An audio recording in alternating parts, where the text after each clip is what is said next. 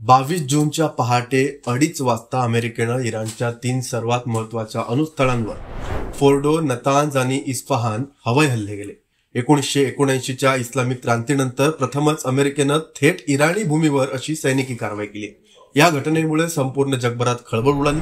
अमेरिकेच्या या कारवाईमुळे इराणच्या अणुकार्यक्रमावर मोठा परिणाम होईल का याबद्दल चर्चा सुरू झाली आहे. या कारवाईनंतर काही तासांतर अमेरिकेचे राष्ट्राध्यक्ष डोनाल्ड ट्रम्प यांनी जाहीर केलं, आता शांततेची वेळ झाली आहे.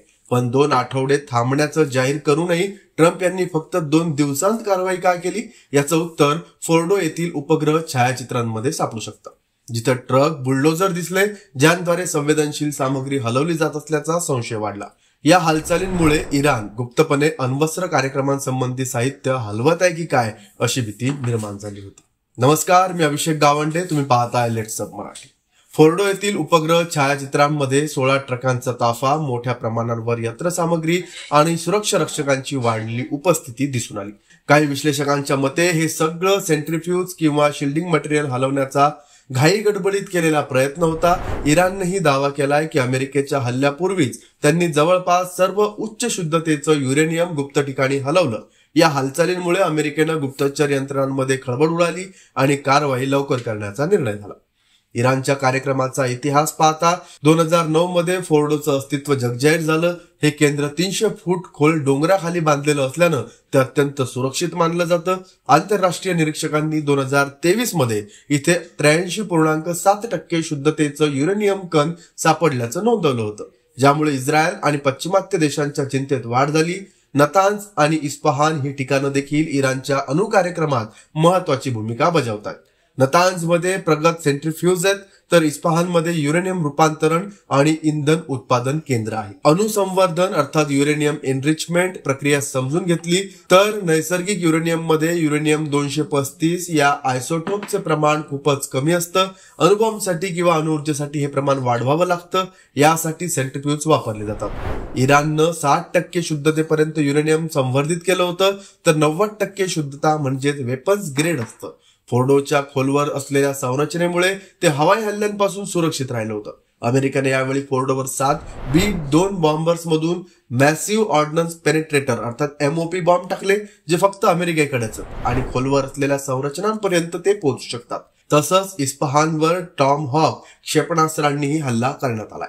याआधीही या ठिकाणावर हल्ल्याचे प्रयत्न झाले होते. इस्रायलच्या ऑपरेशन रायझिंग लँड मध्ये काही प्रमाणात नुकसान झालं, पण फोर्डोच्या खोलवर असलेल्या संरचनेमुळे मोठं नुकसान होणं शक्य नव्हतं. फोर्डो हे ठिकाण इराणच्या अणुकार्यक्रमांचं मुकुटमणी मानलं जातं, कारण तिथे उच्च शुद्धतेचं युरेनियम तयार केलं जातं आणि ते अत्यंत सुरक्षितपणे ठेवलेलं असतं. अमेरिकेच्या या हल्ल्यामुळे इराणच्या अणुकार्यक्रमाला किती फटका बसला हे अद्याप स्पष्ट नाही. उपग्रह छायाचित्रांमध्ये फोर्डोच्या डोंगरावर मोठ्या प्रमाणात खड्डे आणि राखेचा थर दिसतोय. तसेच बोगद्यांच्या प्रवेशद्वारावर मातीचा खच पाहायला मिळतोय. काही अहवालांनुसार नतांज मधील काही सेंट्रिफ्यूज नष्ट झाले आहेत, तर इस्फहान मधील इंधन साठ्याला हानी पोहोचली आहे. मात्र इराणनं तात्काळ घोषणा केली की त्यांच्या अणुकार्यक्रमाला फारसा व्यत्यय आलेला नाही. या हल्ल्यामुळे पश्चिम आशियात तणाव वाढण्याची शक्यता आहे. इराणनं आधीच सूड घेण्याची धमकी दिली आहे. अमेरिकेनं मात्र स्पष्ट केलंय की ही कारवाई मर्यादित आहे आणि सत्ता बदलाचा कोणताही हेतू नाही. जागतिक स्तरावर या घटनेची तीव्र प्रतिक्रिया उमटत आहे. संयुक्त राष्ट्र, युरोपियन संघ, रशिया, चीन या देशांनी संयम बाळगण्याचं आवाहन केलंय. इस्रायलनं मात्र अमेरिकेच्या या कारवाईचं स्वागत केलंय. पुढे काय होईल, इराण कसा प्रतिसाद देईल आणि या सगळ्यांचा जागतिक राजकारणावर काय परिणाम होईल हे पाहणं महत्वाचं ठरेल. इराणच्या दृष्टीनं फोर्डो, नतांज आणि इस्फहान ही ठिकाणं पुन्हा कार्यान्वित करणं आणि अणुकार्यक्रम सुरू ठेवणं हे मोठं आव्हान असेल. अमेरिकेच्या दृष्टीनं इराणला अणुबॉम्ब मिळू न देणं आणि पश्चिम आशियातील स्थैर्य राखणं हे महत्वाचं आहे. या घटनेमुळे इराण अमेरिका संबंधांमध्ये आणखी तणाव वाढू शकतो आणि संपूर्ण प्रदेशात युद्धजन्य परिस्थिती निर्माण होऊ शकते. या घटनेच्या पार्श्वभूमीवर इराणच्या अणुकार्यक्रमाची पारदर्शकता, आंतरराष्ट्रीय निरीक्षकांची भूमिका आणि जागतिक शक्तींच्या धोरणांचा अभ्यास करणं आवश्यक आहे. अणुशक्तीचा वापर शांततेसाठी की युद्धासाठी हा प्रश्न पुन्हा एकदा ऐरणीवर आलाय. पुढील काही दिवसांत इराणचा प्रतिसाद, अमेरिकेची भूमिका आणि जागतिक शक्तींची प्रतिक्रिया यावरच या संघर्षाचं भविष्य ठरेल.